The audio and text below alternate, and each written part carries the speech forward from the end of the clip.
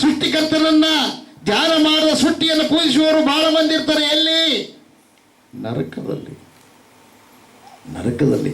ಭೂಲೋಕದಲ್ಲಿ ಅನೇಕ ರಾಜ್ಯಗಳನ್ನು ಸ್ಥಾಪನೆ ಮಾಡ್ತಾ ಇದ್ರೆ ಆ ದೇವರು ಬಂದು ಏನು ಮಾಡಿದ್ರು ಗೊತ್ತಾ? ಯಾವ ರಾಜ್ಯದಲ್ಲಿ ಶಾಂತಿ ಇಲ್ಲ, ಯಾವ ರಾಜ್ಯದಲ್ಲಿ ಸಮಾಧಾನ ಇಲ್ಲ, ಯಾವ ರಾಜ್ಯದಲ್ಲಿ ನೆಮ್ಮದಿ ಇಲ್ಲ. ಅದಕ್ಕೋಸ್ಕರವಾಗಿ ಆ ದೇವರು ನರ ಅವತಾರಿಯಾಗಿ ಬಂದು ರಾಜ್ಯವನ್ನು ಸ್ಥಾಪನೆ ಮಾಡಿದ ಪ್ರಿಯರು. ಅದು ಯಾವ ರಾಜ್ಯ? ಪರಲೋಕ ರಾಜ್ಯ. ಆ ಪರಲೋಕ ರಾಜ್ಯ ನಿನ್ನೊಳಗೆ ಬಂದರೆ ಎಂಥ ಕಷ್ಟ ಬಂದರೂ ಸಹನೆ ಇರುತ್ತೆ, ಎಂಥ ನೋವು ಬಂದರೂ ನೆಮ್ಮದಿ ಇರುತ್ತೆ, ಎಂಥ ನಿನ್ನನ್ನು ಒಡೆಕೊಂಡೋಗೋ ಪರಿಸ್ಥಿತಿಗಳು ಬಂದರೂ ನಿನ್ನೊಳಗೆ ಉಲ್ಲಾಸ ಇರುತ್ತೆ. ಅಂತ ಉಲ್ಲಾಸ, ಅಂತ ಒಂದು ಇದು ಆಗ್ಬೇಕಾದ್ರೆ ಒಳಗೆ ಇರುವಂಥದ್ದೆಲ್ಲ ತೆಗೆದು ಬಿಸಾಕ್ಬೇಕು. ನೀನು ಒಳಗೆ ಇಟ್ಕೊಂಡು ಅದು ಕೆಟ್ಟದು. ನಿನ್ನ ದೇಹವನ್ನು ಕೆಡಿಸುತ್ತೆ, ನಿನ್ನ ಮನಸ್ಸನ್ನು ಕೆಡಿಸುತ್ತೆ, ಶಾಂತಿ ಇಲ್ಲದಂಗೆ ಮಾಡುತ್ತೆ. ನಮ್ಮ ದೇವರು ಪರಿಪೂರ್ಣ ಆನಂದವನ್ನು ಕೊಟ್ಟಂಥ ದೇವರು. ನಿಮಗೆ ಯಾರಾದರೂ ಕೈಗಳಿಗೆ ಗಾಯ ಮಾಡಿದ್ದಾರೆ? ನಿಮ್ಗೆ ಯಾರಾದರೂ ಕಬ್ಬಿಣ ತಗೊಂಡು ಕಾಲಿಗೆ ಹೊಡೆದಾರೆ? ನಿಮಗೆ ಯಾರಾದರೂ ಬಟ್ಟೆಗಳನ್ನು ಕಳಿಸಿಬಿಟ್ಟು ಚರ್ಮ ಸುಲಂಗ ಹೊಡೆದಿದ್ದಾರೆ? ನಿಮಗೆ ತಲೆಗಳು ಕೇಶರಾಶಿ ಕಿತ್ತಿದಾರ? ನಿಮ್ಮ ಮಕ್ಕಳಿಗೆ, ನಿಮ್ಮ ಮಖಕ್ಕೆ ಯಾರಾದರೂ ಉಗುಳಿದಾರಾ?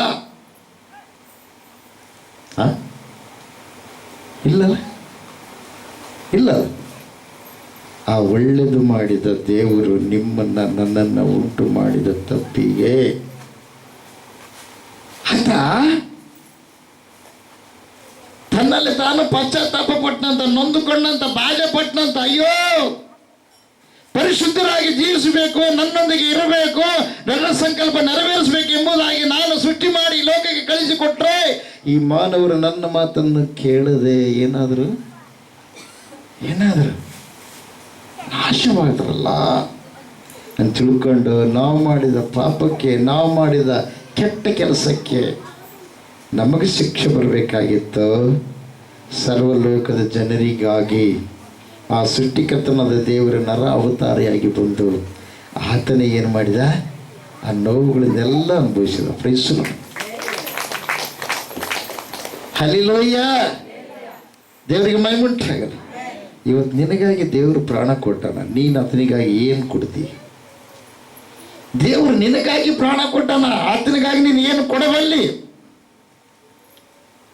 ಒಂದ್ಸಲ ಅದನ್ನು ಯೋಚನೆ ಮಾಡಿದೀಯ? ದೇವರ ರೂಪ ನಿನ್ನಲ್ಲಿ ಇತರರಿಗೆ ಕಾಣಬೇಕು, ನೀನು ಮಾರು ಮನಸ್ಸು ಹೊಂದಬೇಕು. ನೀನು ಅಂದ್ಕೊಂಡಿದ್ದೀಯೇನೋ ದ್ರಾಕ್ಷರಸ ತಗೊಂತೀನಿ, ನೀನು ಅಂದ್ಕೊಂಡಿದ್ದೀಯೇನೋ ಕರ್ತನ ಭಜನ ಸಂಸ್ಕಾರದಲ್ಲಿ ಭಾಗವಹಿಸಿ, ನೀನು ಅಂದ್ಕೊಂಡಿದ್ದೀಯೇನೋ ನಾನು ಹಾಡು ಹಾಡ್ತೀನಿ, ನೀನು ಅಂದ್ಕೊಂಡಿದ್ದೀಯ ನಾನು ವಾಕ್ಯ ಓದ್ತೀನಿ, ನೀನು ಅಂದ್ಕೊಂಡಿದ್ದೀಯೇನೋ ನಾನು ವಾಕ್ಯ ಕೇಳ್ತೀನಿ, ನೀನು ಅಂದ್ಕೊಂಡಿದ್ದೀಯೇನೋ 6 ದಿವಸ ನಾನು ಕೆಲಸ ಮಾಡಿ 1 ದಿವಸ ಬಂದು ದೇವರ ಸನ್ನಿಧಿಯಲ್ಲೇ ಇರ್ತೀನಿ, ನನಗೇನು ಸಿಗುತ್ತೆ? ಏನು ಸಿಗುತ್ತೆ? ದೇವರಕ್ಕೆ ಸಿಗುತ್ತೆ. ಅಸಂಭವ. ಮಾತು ಕೇಳದೆ ಇದ್ದರೆ ಯಜ್ಞ ಹೋಮಗಳು ಆತನ ಮೆಚ್ಚುವುದಿಲ್ಲ ಅಂತ ಬರೆಯೋರೆ. ಒಂದೇ ಸಮಯ ಬರೆದ ಗ್ರಂಥದಲ್ಲಿ ನೋಡ್ತೀವಿ, ವಿಧೇಯತೆಗೆ ಮೆಚ್ಚಿಸುವಷ್ಟು ದೇವರ ಅವಿಧೇಯತೆಗೆ ಮೆಚ್ಚುವುದಿಲ್ಲ. ನೀನು ಅಂದ್ಕೊಂಡಿದ್ದೇನೆ ಇಷ್ಟು ದಿವಸ ನಿನ್ನ ಸಲುವಾಗೇ ವಾಕ್ಯ ಬರುತ್ತೆ, ಮಾರ್ಪಾಟು ಹೊಂದಿದ್ದೀಯಾ? ನಿನಗೆ ಸಮಾಧಾನ ಎಲ್ಲಿ ಸಿಗುತ್ತೆ? ನಿನ್ನಲ್ಲಿ ಚುರುಕುತನ ಬರಬೇಕಾಗುತ್ತೆ. ಈ ವಯಸ್ಸಿನಲ್ಲಿ ನೀನು ಬದುಕು, ಈ ವಯಸ್ಸಿನಲ್ಲಿ ನೀನು ಇನ್ನೊಬ್ಬರಿಗೆ ಹಿತವಾಗಿರುವಂತ ಕೆಲಸಗಳನ್ನು ನೀನು ಮಾಡಬೇಕಾಗಿತ್ತು, ಆದ್ರೆ ನೀನು ಮಾಡಿದ್ದೀಯಾ? ಕುಟುಂಬ, ದೇವರ ಕುಟುಂಬ ಅಂದ್ರೆ ಹೆಂಗಿರ್ಬೇಕು? ಪ್ರೀತಿ ಇರಬೇಕು, ನೀತಿ ಇರಬೇಕು, ತ್ಯಾಗ ಇರಬೇಕು, ತಾಳ್ಮೆ ಇರಬೇಕು, ಸಹನೆ ಇರಬೇಕು. ಸಹನೆ ಅಂದ್ರೆ ಅರ್ಥ ಏನು ಗೊತ್ತಾ? ಆಣೆಕಟ್ಟು ಹೊಡೆದ ಹೊಡೆಯಂಗಲ್ಲ ಅದು.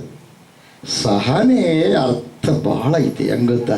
ಯೇಸಪ್ಪ ಹೇಳ್ತಾನೆ, ಅಷ್ಟು ಹಿಂಸೆ ಕೊಟ್ಟರು, ಆತನಿಗೆ ಅವಮಾನ ಪಡಿಸಿದ್ರು, ಹೊಡೆದರು, ಬಡಿದರು, ಆದ್ರೆ ಆತ ಯಾವ ತಪ್ಪು ಮಾಡಲಿಲ್ಲ. ಪ್ರಿಯರೇ, ತಪ್ಪು ಮಾಡಿದ್ದೆಲ್ಲ ನಾವು, ತಪ್ಪು ಮಾಡಿದಲ್ಲ ನಾವು, ನಮ್ಮನ್ನು ಹಡೆದ ತಂದೆ ಆತ. ನಾವು ಮಾಡಿದ ತಪ್ಪಿಗೆ ಶಿಕ್ಷೆ ಯಾರ ಮೇಲೆ ಹೋಯಿತು? ನಮ್ಮನ್ನು ಸೃಷ್ಟಿ ಮಾಡಿದ ಆ ತಂದೆ ಮೇಲೆ ಹೋಯಿತು ಪ್ರಿಯರೇ. ಹಲ್ಲೆಲೂಯಾ. ನೀನು ಅಂದ್ಕೊಂಡಿದ್ದೀಯೇನು? ನಿನ್ನ ಬಾಯಿಯಿಂದ ಕೆಟ್ಟ ಮಾತು ಬಂದರೆ ಅವಾಗ ದೇವರು ಬಾಯಲ್ಲಿ ನೀನು ವಿಷ ಆಗ್ತಾ ಇದೀಯ. ನಿನ್ನ ಕೈಗಳಿಂದ ಕೆಟ್ಟ ಕಾರ್ಯಗಳು ಮಾಡಿದರೆ ದೇವರ ಕೈಗೆ ನೀನು ಮಳೆಗೆಡ್ತಾ ಇದೀಯ. ನಿನ್ನ ಕಾಲಿನಿಂದ ಕೆಟ್ಟ ಕೆಟ್ಟ ಮಾರ್ಗದಲ್ಲಿ ನಡೆಯಬೇಕಂದ್ರೆ ಆಶೆಪಟ್ಟು ನಡೆದುಕೊಂಡ್ರೆ ಯೇಸಪ್ಪನ ಕಾಲಿಗೆ ನಿನ್ನ ದೇವರಿಗೆ ಏನು ಮಾಡ್ತಾ ಇದೀಯ? ಮಳೆ ಜಡಿತಾ ಇದೆಯಾ? ನಿನ್ನ ಕಣ್ಣಿನ ದೃಷ್ಟಿಯಿಂದ ಕೆಟ್ಟ ಚಿತ್ರಗಳನ್ನು ನೋಡಿ ಕೆಟ್ಟದನ್ನು ಫಾಲೋ ಮಾಡಬೇಕೆಂಬ ಸೃಷ್ಟಿಯನ್ನ ಪೂಜೆ ಮಾಡು, ಸೃಷ್ಟಿಯನ್ನ ನೀನು ಆಧಾರ ಮಾಡಿಕೊಂಡು ಶರೀರ ಇಚ್ಛೆಗಳನ್ನು ನೀನು ಅನುಭವಿಸಲಿಕ್ಕೆ ಇಷ್ಟಪಟ್ಟರೆ ಆತನ ಕಣ್ಣಿನಲ್ಲಿ ರಕ್ತದ ಹನಿಗಳು ಬೀಳುವ ಹಾಗೆ ನೀನು ಮಾಡ್ತಾ ಇದ್ದ. ಈಗ ನೀನು ಅಂತ ಕೆಟ್ಟ ದೃಷ್ಟಿಯನ್ನು ನೋಡುವುದು ಬಿಟ್ಟರೆ ಆತನಲ್ಲೇ ಆನಂದಕರವಾಗಿರ್ತಕ್ಕಂಥ ಮಮತೆಯ ದೃಷ್ಟಿ ನಿನ್ನ ಮೇಲೆ ಬೀರುತ್ತೆ. ಹಲ್ಲೆಲೂಯಾ. ದೇವರಿಗೆ ಮಹಿಮೆ ಉಂಟಾಗಿ, ದೇವರಿಗೆ ಸ್ತೋತ್ರ ಉಂಟಾಗಿ. ಅದಕ್ಕಾಗಿ ನಿನ್ನ ಅವಯುಗಳನ್ನು ಉಂಟು ಮಾಡಿದ ದೇವರು ಒಳ್ಳೆಯದಕ್ಕೆ ಬಳಸಲ್ಲ. ಆ ಒಳ್ಳೇದು ಯಾವುದು ಗೊತ್ತಾ? ಪರಲೋಕದ ದೇವರು ಪರಲೋಕದಿಂದ ನಮ್ಮನ್ನಿಲ್ಲಿ ಕಳಿಸಿದ್ದಾನೆ ಸರ್ವಭೂಲೋಕದ ಜನರಿಗೆ. ಉಳಿಕೆದರೆಲ್ಲ ನರಕದಾಗ ಭಾಳ ಮಂದಿ ಇದ್ದಾರೆ. ನರಕ ನನಗೆ ದೇವರು ತೋರಿಸನ ಪ್ರಿಯರು. ನರಕದಾಗ ಭಾಳ ಹಿಂಸೆ ಇದೆ. ಅದರಲ್ಲೆಲ್ಲ ಕೆಂಪು ಬಟ್ಟೆ ಕೆಂಡಿದಾರ, ಕಾವಿ ಬಟ್ಟೆ ಕೆಂಡಿದಾರ, ರಾಜರಾಜರ, ಸಾಮಾನ್ಯರಾಜರ, ಈ ಪ್ರಕಾರವಾಗಿ ವಾಕ್ಯ ಹೇಳ್ತಕ್ಕಂಥ ಬೋಧಕರು ಇದಾರ, ನಿಮ್ಮಂಗೆ ಕೇಳುವಂತ ವಿಶ್ವಾಸಿಗಳು ಇದಾರ. ನರಕದಾಗ ಹಾಕಿರ್ಬೇಕು. ಹಲ್ಲೆಲೂಯಾ. ಸ್ಟಾಪ್ ಮಾಡ್ರಿ ಫೋನ್ಗಳು. ಹಲ್ಲೆಲೂಯಾ. ದೇವ್ರ ಮಹಿಮೆ ಉಂಟಾಗಲಿ, ದೇವ್ರ ಸಾಧನೆ ಉಂಟಾಗಲಿ. ಕಾರಣ ಒಂದೇ, ದೇವರು ಸುಲಭವಾಗಿ ಹೇಳ, ಸುಳ್ಳು ಹೇಳ್ಬೇಡ ಅಂತೇಳಿ, ಆ ಕಡೆ ಈ ಕಡೆ ಚಾಡಿ ಹೇಳ್ಬೇಡ ಅಂತೇಳಿ. ಇದು ಮಾಡೋಕ್ಕಾಗತ್ತಾಗದಲ್ಲ, ಆಗತ್ತಾಗದಲ್ಲ. ಸುಳ್ಳು ಹೇಳೋದು ಬಿಡ್ಬೋದಲ್ಲ, ಬಿಡ್ಬೋದು. ಅವ್ರಿಗೆ ಇವ್ರಿಗೆ ಕೊಳ್ಳೆ ಹಚ್ಚೋದು ಬಿಡ್ಬೋದಲ್ಲ, ಬಿಡ್ಬೋದು.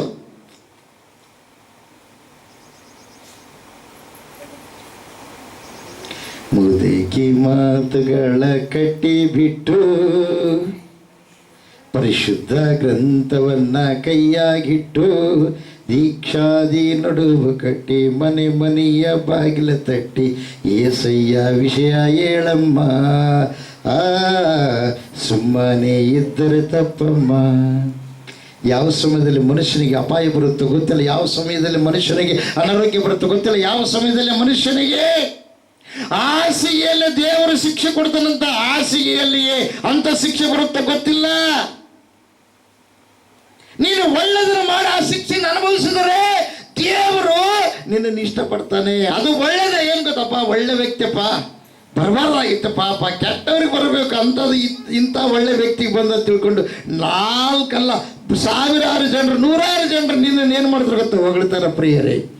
ಕೆಟ್ಟದ್ದು ಮಾಡಿ ಒಂದು ವೇಳೆ ಶಿಕ್ಷೆ ಅನುಭವಿಸಿದ್ರೆ ನಿನ್ನ ಹೊಗಳೋದಿಲ್ಲ. ಎಲ್ಲರೂ ಏನು ಮಾಡ್ತಾರೆ? ಹೂವಿನಾರಾಗ್ತಾರೆ. ಎಲ್ಲರೂ ಏನು ಮಾಡ್ತಾರೆ? ಬಾಯಿಯಿಂದ ನೀನು ಮಾಡಿದ ಸುಮಧುರವಾಗಿರ್ತೀನಿ, ನೀನು ಯಾರ್ಯಾರು ನೋಡ್ಪಡಿಸಿದವರು ಸುಮಧುರವಾಗಿರ್ತಕ್ಕಂಥ ನುಡಿಗಳನ್ನು ಮಾಣಿಕ್ಯದ ಉಪಾದಿಯಲ್ಲಿ ಸುರಿತಾರೆ ಪ್ರಿಯರು. ಮನುಷ್ಯ ದೇವರು ತನ್ನ ರೂಪದಲ್ಲಿ ಸೃಷ್ಟಿ ಮಾಡಿದ್ದಾನೆ. ತನ್ನ ರೂಪದಲ್ಲಿ ಸೃಷ್ಟಿ ಮಾಡಿದ ಮನುಷ್ಯ ತನ್ನ ಹಾಗೆ ಇರಬೇಕಂತ. ಹಲ್ಲೆಲೂಯಾ.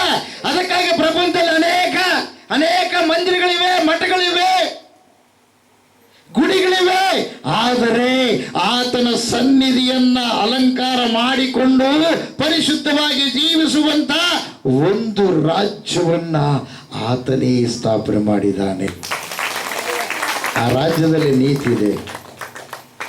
ಇದು ಏನು ಗೊತ್ತಾ? ಪರಲೋಕದ ಪಾಠಶಾಲೆ. ಇದು ಕಲ್ಕೋಬೇಕು. ಸುಲಭವಾಗಿದೆ. ವಿದ್ಯಾವಂತರು ಅವಿದ್ಯಾವಂತರು ಎಲ್ಲರೂ ಕಲ್ಕೋಬೇಕು. ಪಾಪ ಕಾರ್ಯಗಳನ್ನು ಬಿಡಬೇಕು. ಹಲ್ಲೆಲೂಯಾ. ದೇವರಿಗೆ ಮಹಿಮೆ ಉಂಟಾಗಲಿ. ಸ್ವಲ್ಪ ದಿವಸ ಹೋಗಿಬಿಡ್ತೀವಿ. ಹೋದ್ಮೇಲೆ ನಿನ್ನ ಗತಿ ಎಷ್ಟು ಗೊತ್ತಾ? ಆತ್ಮವು ಯುಗಗಳ ಭಯಂಕರ ಯಾತನೆ ಪಡುವ ಸ್ಥಳ. ಆ ಸ್ಥಳಕ್ಕೆ ನಾವು ಹೋಗ್ಬಾರ್ದು. ಅಲ್ಲಿಲೂಯ್ಯ, ದೇವ್ರಿಗೆ ಮಹಿಮುಂಟಾಗಲಿ, ದೇವ್ರಿಗೆ ಸ್ತೋತ್ರ ಉಂಟಾಗಲಿ. ಎಷ್ಟು ದಿವಸ ನೀನು ಇದ್ದರೂ ಕೂಡ, ಎಷ್ಟು ದಿವಸ ನೀನು ಮಂದಿರಕ್ಕೆ ಬಂದರೂ ಕೂಡ, ಎಷ್ಟು ದಿವಸ ನೀನು ವಾಕ್ಯ ಓದಿದರೂ ಕೂಡ, ಎಷ್ಟು ದಿವಸ ನೀನು ಪ್ರಾರ್ಥನೆ ಮಾಡಿದರೂ ಕೂಡ, ಒಂದು ಹೇಳೋದು ಚೆನ್ನಾಗಿ ಕೇಳ್ರಿ, ಇನ್ನೊಬ್ಬರನ್ನ ಕ್ಷಮಿಸದೇ ಇದ್ದರೆ ಅನಾರೋಗ್ಯ ಎಲ್ಲ ಎಲ್ಲರಿಗೂ ಬರ್ತಾ ಹೋಗುತ್ತೆ. ಅನೇಕ ಪ್ರವಾದಿಗಳಿಗೂ ಅನಾರೋಗ್ಯ ಬಂದಿದೆ, ದೊಡ್ಡ ದೊಡ್ಡ ಪವಾಡಗಳನ್ನು ಮಾಡಿ ಅಂಥವ್ರಿಗೆ ಅನಾರೋಗ್ಯ ಬಂದಿದೆ. ಆದರೆ ನಿನ್ನ ಮನುಷ್ಯನೊಳಗೆ ಇದೆಯಲ್ಲ, ಏನು ಅಸಮಾಧಾನ, ಅಪವಾದಿಗೆ ಸಂಬಂಧಪಟ್ಟಿರ್ತಕ್ಕಂಥ ಏನು ಅವಿವೇಕತ್ವ, ಅಹಂಕಾರ, ಬಂಡು ಸ್ವಭಾವ, ಸೋಮಾರಿತನ, ಬಂಡುತನ, ಅವು 13 ಇದೇವಲ್ಲ, ಅವೆಲ್ಲವಷ್ಟು ಒಂದು ವೇಳೆ ನಿನ್ನ ಒಳಗೆ ಇದ್ದರೆ ಶರೀರ ಬಿಟ್ಟು ಹೋದ ಮೇಲೆ ಆವಾಗ ನಿನಗೆ ಅವಕಾಶ ಇಲ್ಲ. ಒಂದು ಹನಿ ಸಿಗಲ್ಲ ಅಲ್ಲಿ, ಒಂದು ಹನಿ ನರಕದಾಗ ಏನ ಒಂದು ಹನಿ. ಇವತ್ತು ತಪಸ್ಸು ಮಾಡಿ ಇಲ್ಲಿ ಅವರ ಚರಿತ್ರೆಗಳಿವೆ, ಅವರ ಜಾತಿಗಳು ಆಗ್ತವೆ, ಕೋಟಿಗಟ್ಟಲೆ ಇಲ್ಲಿ ಖರ್ಚು ಮಾಡ್ತಾರೆ, ಅವರ ಗೊಂಬೆಗಳಿಗೆ ಪೂಜೆ ಮಾಡ್ತಾರೆ.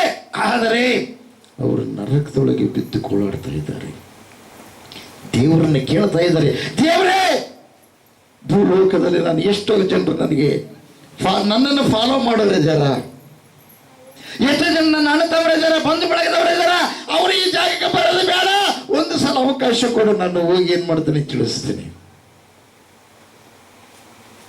ಬರೋಕ್ಕಿಲ್ಲ ಅವಕಾಶ. ನಿನ್ನ ಪಾಪ ಪರಿಹಾರ ಮಾಡೋದಕ್ಕಾಗಿ ಮೃತ್ಯುಂಜಯ ಮಠವನ್ನು ದೇವರು ಸೃಷ್ಟಿ ಮಾಡಿದ್ದಾರೆ. ಇದು ಮೃತ್ಯುಂಜಯ ಮಠ. ಕೆಲವರು ಹೇಳ್ತಾರೆ, ಏನಪ್ಪ ಅವರು ಮೃತ್ಯುಂಜಯ ಮಠ ಅಂತ ಇಟ್ಕೊಂಡ್ರಲ್ಲ, ಚರ್ಚ್ ಅಂತ ಇಟ್ಕೋಬೇಕು. ಯೇಸಪ್ಪನಂದ್ರೆ ಚರ್ಚ್, ಹೌದ್ರಿ? ಅದಕ್ಕೆ ಬೈಬಲ್ ಓದಿದ್ರೆ ಗೊತ್ತ. ಕೆಲವರು ಪಾಸ್ಟರ್ಗಳೇ ನನ್ನ ಕೇಳ್ತಾರ ಪ್ರಿಯರೇ. ಯಾರೇ ಪಾಸ್ಟರ್ಗಳು ನೋಡ್ರಿ, ಮತ್ತೇನು ಬರೋ ಸುವಾರ್ತೆ. ದೇವರಿಗೆ ಮಹಿಮುಂಟಾಗಲಿ, ದೇವರಿಗೆ ಸ್ತೋತ್ರ ಉಂಟಾಗಲಿ. ಬಲ ಯೇಸು ಕ್ರಿಸ್ತ ಮಹಾರಾಜ್. ಆಮೆನ್. 26ನೇ ಅಧ್ಯಾಯ 3ನೇ ವಚನ. ಮಠ ಇದು ಯಾವುದಿದೆ? ಮೃತ್ಯುಂಜಯ ಮಠ. ಎಲ್ಲ ಗಟ್ಟಿ ಚಬಡ ಇದಕ್ಕೆ ಹೆಸರಿಟ್ಟದೇನ? ಮೃತ್ಯುಂಜಯ ಮಠ.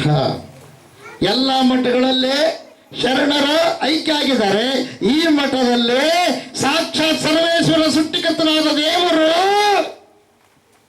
ಮರಣವನ್ನು ಗೆದ್ದು ಎದ್ದು ಬಂದಿದ್ದಾರೆ. ಮೃತ್ಯುಂಜಯ ಮಠ. ಹೋದ್ರಿ, ಆ ಕಾಲದಲ್ಲಿ ಮಹಾಯಾಜಕರು, ಪ್ರಜೆ ಹಿರಿಯರು, ಕಾಯಫನೆಂಬ ಮಹಾಯಾಜಕನ, ಹೌದ್ರಿ, ಐತ್ರಿ ಮಠ. ಯಾರ ಮಠ? ಯಾರ ಮಠ? ಓದಿಯಲ್ಲಮ್ಮ, ಮಹಾಯಾಜಕನ ಮಠ. ಮಹಾಯಾಜಕನ ಮಠ. ಮಹಾಯಾಜಕಂದ್ರೆ ಯಾರು? ಈಗ ನಾವು ಇಲ್ಲಿದ್ದೀವಲ್ಲ, ನಾವು ಯಾಜಕರು. ಅರ್ಥಾತ್ ನಮಗೆ ನಮ್ಮನ್ನೇನಂತಾರೆ? ಯಾಜಕರು, ಪ್ರೀಸ್ಟ್, ಪೂಜಾರಿ, ಶರಣರು. ಅರ್ಥಾದ್ರೆ ತಾತ್ನವರು ಪಂಜಾಕಕ್ಕೆ. ಹಲ್ಲೆಲೂಯಾ, ಇವೆಲ್ಲ ಒಂದೇ. ದೇವ್ರಿಗೆ ಮಹಿಮುಂಟಾಗಲಿ. ಅಯ್ಯೋರು, ದೇವ್ರಿಗೆ ಮಹಿಮುಂಟಾಗಲಿ. ಅಪ್ಪೋರು, ಹಲ್ಲೆಲೂಯಾ, ದೇವ್ರಿಗೆ ಮಹಿಮುಂಟಾಗಲಿ, ದೇವರಿಗೆ ಸ್ತೋತ್ರ ಉಂಟಾಗಲಿ. ಬರೋ ಯೇಸು ಕ್ರಿಸ್ತ ಮಹಾರಾಜಕ್ಕೆ. ಅರ್ಥ ಆದ್ರೆ ಯಾಜಕರು ಇರುವ ಸ್ಥಳಕ್ಕೆ ಮಠ ಎಂದು ಹೆಸರು. ಶರಣರು ಇರುವ ಸ್ಥಳಕ್ಕೆ ಮಠ ಎಂದು ಹೆಸರು. ಸರಿ ಬಿಡ್ರಿ, ನಮ್ಮ ಯೇಸಪ್ಪ ಮಹಾಯಾಜಕನ. ಇಬ್ರಿದವರಿಗೆ ಬರೆದ ಪತ್ರಿಕೆ. ದೇವರಿಗೆ ಮಹಿಮುಂಟಾಗಲಿ, ದೇವರಿಗೆ ಸ್ತೋತ್ರ ಉಂಟಾಗಲಿ. ಬೋಲೋ ಯೇಸು ಕ್ರಿಸ್ತ ಮಹಾರಾಜಗೂ ಜೈ. Hallelujah, hallelujah.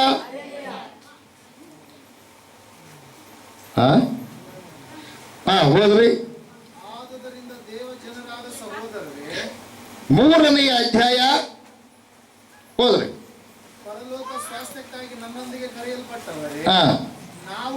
ಅದೇ ಪ್ರಕಾರವಾಗಿ 4ನೇ ಅಧ್ಯಾಯ 14ನೇ ವಚನ ಹೋದ್ರಿ. ಹೋದ್ರಿ. ಆಕಾಶ ಮಂಡಲಗಳನ್ನು ದಾಟಿ ಹೋದ ದೇವಕುಮಾರರಾದ ಯೇಸುವೆಂಬ ಶ್ರೇಷ್ಠ ಮಹಾಯಾಜಕನು ನಮಗಿರುವುದರಿಂದ ನಾವು ಮಾಡಿರುವ ಪ್ರತಿಜ್ಞೆಯನ್ನು ಬಿಡದೆ ಹಿಡಿಯೋಣ. ಹಲ್ಲೆಲೂಯ. ನಮ್ಮ ಮಹಾಯಾಜಕ ಯಾರ್ರೀ? ಭೂಲೋಕದಿಂದ ದೇವಲೋಕಕ್ಕೆ ಪ್ರಥಮವಾಗಿ ದೇವಲೋಕಕ್ಕೆ ಮರಣವನ್ನು ಗೆದ್ದು ಏರಿ ಹೋದ ಮಹಾಶರಣರು, ಮಹಾದೇವರು, ಮಹಾಯಾಜಕರು ಯಾರು? ಯೇಸು ಕ್ರಿಸ್ತ ಪ್ರಭು. ಮೃತ್ಯುಂಜಯ ಮಠದ ಅರ್ಥ ಗೊತ್ತಾಯ್ತು ಈಗ? ಗೊತ್ತಾದ್ರೆ ನಾನು ಕೆಂಪು ಒಲೆ ಹಾಕ್ಕೊತೀನಿ. ಕೆಲವರು ಪ್ರಶ್ನೆ ಏನು ಗೊತ್ತಾ? ಅವ್ರಕ್ಕೆ ಹೋಗಪ್ಪ, ಅಯ್ಯರಕ್ಕೆ ಅಂದ್ರೆ ಕೆಂಪು ಅಲ್ಲಿ. ನಮ್ಮನ್ನು ನೋಡಿ ಬೇರೆಯವ್ರು ಕಾಪಿ ಹೊಡೆದಾರ ಪ್ರಿಯರು. ಯಾಕೆ ಗೊತ್ತಾ? ಈ ಗ್ರಂಥ ಈಗಿಂದಲ್ಲ, ಆಗಿನ ಕಾಲದ್ದು. ಎಲ್ಲರೂ ಗಟ್ಟಿ ಜೋಶು. ಹಲ್ಲೆಲೂಯ. ದೇವರಿಗೆ ಮೈ ಉಂಟಾಗಲಿ, ದೇವರಿಗೆ ಸೇರು ಉಂಟಾಗಲಿ. ವಾಕ್ಯದೊಳಗೆ ಇಲ್ಲದ ಇರತಕ್ಕಂಥ ಪದ್ಧತಿ ಈ ಮೃತ್ಯುಂಜಯ ಮಠದಲ್ಲಿ ನಡೆಯಲ್ಲ. ಎಲ್ಲರೂ ಗಟ್ಟಿ ಜೋಶು. ದೇವರಿಗೆ ಮೈ ಉಂಟಾಗಲಿ, ದೇವರಿಗೆ ಸೇರು ಉಂಟಾಗಲಿ. ಬೋಲೋ ಯೇಸು ಕ್ರಿಸ್ತ ಮಹಾರಾಜಕು ಜೈ. ಆಮೆನ್. Hallelujah, hallelujah, amen. 19ನೇ ಅಧ್ಯಾಯ ಯೋಹಾನ ಬರೆದ ಸುವಾರ್ತೆ 19ನೇ ಅಧ್ಯಾಯ 2ನೇ ವಚನ. ಆಮೇಲೆ ಪಿಲಾತನು ಯೇಸುವನ್ನು ಕೊರಡೆಯಿಂದ ಹೊಡಿಸಿದನು ಮತ್ತು ಸಿಪಾಯಿಗಳು ಮುಳ್ಳುಬಳ್ಳಿಯಿಂದ ಕಿರೀಟವನ್ನು ಹಣಿದು ಆತನ ತಲೆಯ ಮೇಲೆ ಇಟ್ಟು ಕೆಂಪು ವಲ್ಲಿಯನ್ನು ಆತನಿಗೆ ಏನ್ ಮಾಡಿದ್ರಮ್ಮ? ವಧಿಸಿದರು. ಕೆಂಪು ವಲ್ಲಿ ಐತಿಲ್ಲ, ಶಿಲುಬೆಗೆ ಹಾಕುವಾಗ ಆತನ ಜೊತೆಗಿರುವಂಥದ್ದು ಯಾವುದು ಗೊತ್ತಾ? ಕೆಂಪು ವಲ್ಲೆ. ಇವತ್ತು ನಾನು ಕೆಂಪು ವಲ್ಲಿ ಎಲ್ಲಿ ಹೋದ್ರೂ ಹಾಕ್ಕೊತೀನಿ. ಈಗಲ್ಲ, ನಾನು ಶಾಲಾ ಕಾಲೇಜಿಗೆ ಹೋಗುವಾಗಲಿದ್ದ ನಾನು ಹಾಕ್ಕೊಂಡು ಅಡ್ಡಾಡ್ತೀನಿ. ಪ್ರೈಸಲ್ಲ. ಆವಾಗಲೇ ನಾನು ಈ ವಾಕ್ಯವನ್ನು ಓದಿದ್ದೀನಿ, ಆವತ್ತಿದ್ದನ್ನು ನಾನು ಹಾಕ್ಕೊಳ್ತಾ ಇದ್ದೀನಿ. ಹೊಸ್ದಾಗಿ ಏನಿಲ್ಲ. ದೇವ್ರಿಗೆ ಮೈಮುಂಟಾಗಲಿ. ಬೋಲೋ ಯೇಸು ಕ್ರಿಸ್ತ ಮಹಾರಾಜಗೆ. ನೀವು ಕೆಂಪು ವಲ್ಲಿ ಹಾಕ್ಕೊಂಡು ಅಡ್ಡಾಡ್ರಿ. ವಾಕ್ಯ ನಾನು ರೆಫರೆನ್ಸ್ ಕೊಡ್ತೀನಿ, ಅದನ್ನು ಇಟ್ಕೊಳ್ರಿ. ಯಾರಾದರೂ ನಿಮ್ಮನ್ನ ಕೇಳಿದರೆ ಹೇಳ್ರಿ, ಇದನ್ನು ದೇವ್ರ ವಾಕ್ಯದಲ್ಲಿ ಐತೆ. ದೇವರು ಈ ಗ್ರಂಥವನ್ನು ಏನು ಮಾಡಿದನು ಗೊತ್ತಾ? ಭೂಲೋಕದ ಸರ್ವ ಜನರಿಗೆ ಬರಕೊಟ್ಟಾನ. ಹಲ್ಲೆಲೂಯ. ಈ ಗ್ರಂಥ ಯಾರ ಮನೆಯಲ್ಲಿ ಇರುತ್ತೋ ಅವರಿಗೆ ಸುಕ್ಷೇಮ ಆಗುತ್ತೆ. ಈ ಗ್ರಂಥದ ಮಾತುಗಳನ್ನು ಯಾರು ಕೇಳ್ತಾರೋ, ಅವರು ಆಜ್ಞೆಗಳನ್ನು ಹಿಡ್ಕೊಂಡು ಯಾರು ನಡೀತಾರೋ ಪರಲೋಕ ರಾಜ್ಯಕ್ಕೆ ಬಾಧ್ಯಸ್ಥರಾಗ್ತಾರೆ. ಈ ಲೋಕದಲ್ಲಿ ಅಷ್ಟೈಸುಗಳಿಂದ ದೇವರು ತುಂಬಿಸ್ತಾನೆ. ಹಲ್ಲೆಲೂಯ. ದೇವರಿಗೆ ಮಹಿಮುಂಟಾಗಲಿ, ದೇವರಿಗೆ ಸ್ತೋತ್ರ. ದೇವರ ವಾಕ್ಯದ ಮೇಲೆ ಆತ್ಮವಾಗಿ ಆಶೀರ್ವದಿಸಿ ಕಾಪಾಡಲಿ. ಆಮೇಲೆ ಈ ಸಮಯದಲ್ಲಿ ಪರಿಶುದ್ಧಾತ್ಮ ಬಲದಿಂದ ದೇವರ ವಾಕ್ಯವನ್ನು ದಿನಕರೆಯರು ಈ ಸಮಯದಲ್ಲಿ ಅವರ ಮೂಲಕವಾಗಿ ದೇವರು ಮಾತಾಡ್ತಾರೆ. ಜಾಗೃತವಾಗಿ ನಾವು ಕೇಳೋಣ. ಹಲ್ಲೆಲೂಯ. ಜಾಗೃತವಾಗಿರಿ. ನೀವು ಬದಲಾವಣೆ ಆಗಿರಿ. ಯಾರನ್ನ ದ್ವೇಷಿಸ್ಬೇಡ್ರಿ, ಪ್ರೀತಿಸಲಿ. ಪ್ರೀತಿ ದೇವರಿಂದ ಉಂಟಾಗಿತ್ತು. ದ್ವೇಷ ಸೈತಾನಿಗೆ ಸಂಬಂಧಪಟ್ಟಿದ್ದು. ಸೈತಾನ್ ನಿಮ್ಮೊಳಗೆ ಇದ್ದೀರ ಅಂತ ಅರ್ಥ.